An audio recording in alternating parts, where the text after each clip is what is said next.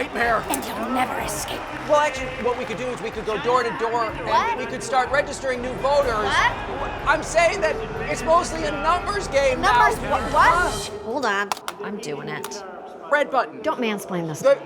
We shot these trailers March 9th and 10th. Turns out the end of this shoot was days away from the country being locked down by coronavirus. The whole entire week is an absolute blur for me. You'll have to tell me what happened that week because I don't remember a goddamn thing. We needed to rush a cut because it was going to first appear on a large screen at South by Southwest. And I remember thinking this sort of back and forth of like, are we going to go to South by? And then thinking, I don't think that that's going to happen. Austin, Texas, city officials have canceled the South by Southwest Arts and Technology Festival over coronavirus concern. The mayor of Austin announcing that he's issuing an order that effectively cancels South by Southwest. Not in New York, where the governor has declared a state of emergency. It will get worse. It will get much worse before it gets better. Things escalated so quickly. We had a show on Wednesday, and in no world would I have thought, oh, I'm going to go to the studio tomorrow. 8:30 a.m., we're going to decide that we cannot safely have an audience. Our studio was shut down.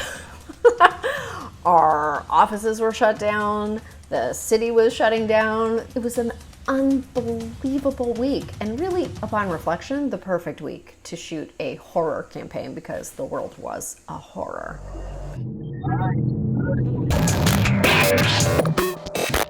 Those 2 days was probably not only the last time I was in a small enclosed space with other human beings, but it could have also, in many ways, been the last time I really had fun with other people. Oh my God.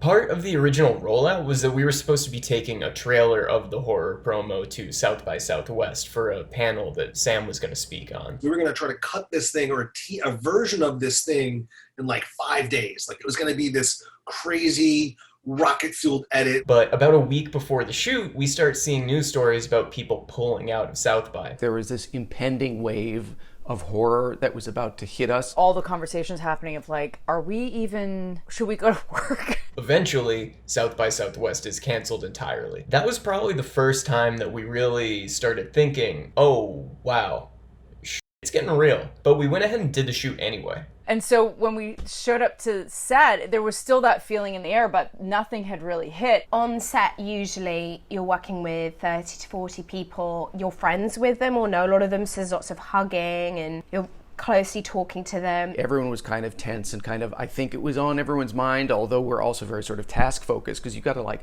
a lot of stuff to shoot in one day. It was like, don't touch anything. There's sanitizer for everyone. I was getting a lot of misinformation is getting spread a lot. They'd be like, here's a great way to test if you've got COVID. And she said, you know how you test if you have COVID, right? And I was like, what? She was like, you have to hold your breath for a certain amount of time. And if you can, then you don't have it. So we all did the test once. And then I think we all got anxious and said, okay, we have to do the test again to make sure we got it right. And then I was like, great, we've not got COVID. I remember for me, like the more I did the test, the more I wanted to laugh while doing it. And then I was like, if I'm laughing, do I have COVID? Is this a symptom? And I do remember washing my hands so many times that day. I think we ran out of paper towels. And we're all hanging out together in an RV for hours and hours. And we're like, oh, we better sanitize our hands for this respiratory disease that turns out is spread mostly through the air. I feel like we all dodged a bullet. The spot was meant to be like a trailer that was going to run in front of movies and movie theaters, and we had already bought out certain times within a couple of weeks from that. What better way to bring to life these classic horror movie scenes than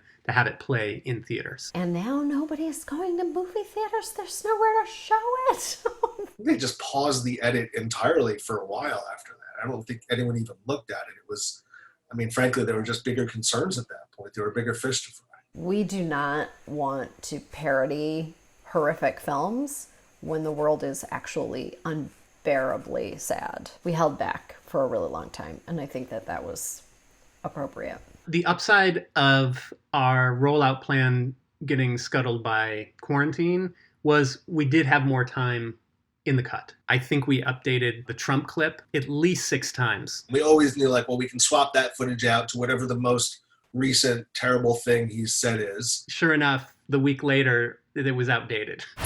So I said to my people, slow the testing down. If we had the time and could slip in an update right now, I think we probably could. It was a great team. I was like, they all just look spot on like movies. It was put together really, really well. And now that we're coming into like the final push to Election Day, and we're also coming into the Halloween season, which I consider to be a season, not just a day. It makes a lot more sense now to release it during Halloween. Now is the right time to drop these. I'm glad we waited. I guess our original message was to terrify people into voting. Our only misjudgment was, I think people are pretty terrified.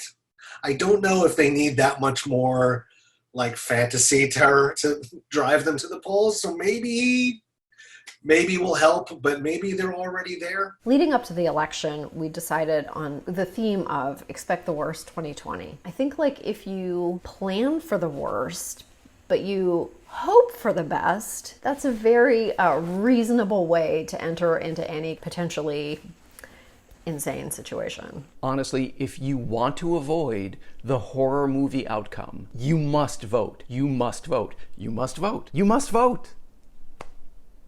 Vote! If it's not marching in the streets, if it's not calling up senators and congresspeople, then it's just going to the polls. This election is very scary. And frankly, I want to scare people into voting because they should be scared. It is a horror show. Boo! Go vote. Scare you to the polls. I call her saying boo. She's so terrifying. It's not a murdering clown, but it's not a murdering clown. You know what I mean?